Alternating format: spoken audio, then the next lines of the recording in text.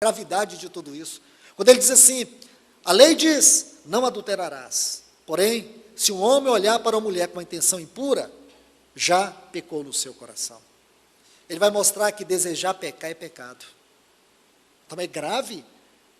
Ele mostra que, do ponto de vista humano, era impossível o homem cumprir a lei. Mas graças a Deus, um homem veio dessa terra e ele cumpriu a lei. A lei foi cumprida nele. Isso é maravilhoso. Você sabe o que Deus fez? Deus fez de Cristo a nossa vida. Mas como que podemos viver isso? O Espírito Santo que habita em nós. O Espírito Santo, olha o que ele diz, aqui no versículo 4, que não andamos segundo a carne, mas segundo o Espírito. Mas irmãos, não é um conflito, porque a palavra de Deus diz que nós não andamos segundo a carne, nós andamos segundo o Espírito, mas a nossa prática mostra o contrário. Esta é a grande guerra. Mas o Senhor quer que você olhe para esta palavra, porque a fé vem pelo ouvir, e ouvir a palavra de Deus. E nós não andamos por vista, nós andamos por fé. E o que alimenta a nossa fé? A palavra de Deus. Então nós temos que olhar para tudo isso, porque agora Paulo discorre com abundância de argumentos aqui. À medida que você vai lendo todos esses textos, ele vai dizendo isso para você. Ele vai dizer que você não anda segundo a carne, você anda segundo o Espírito, porque essa lei tem que te governar. Mas nós somos incapazes de viver esta lei, por isso que Deus nos deu o seu Espírito Santo. Porque nós andamos agora segundo a lei do Espírito Santo. E esta lei do Espírito de Deus é a lei que tem que nos governar. Isto é ascensional nesse capítulo. Isto é grandioso. Então ele vai dizendo assim, versículo 6.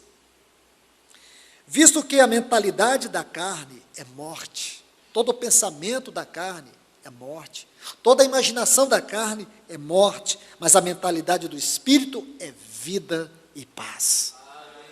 Isto é a nossa vida. Ele diz mais ainda, versículo 9, vós, porém, não viveis segundo a carne. Isso é uma realidade.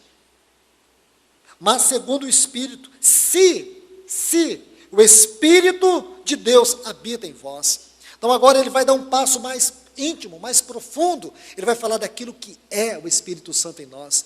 O Espírito Santo em nós é o Espírito de habitação.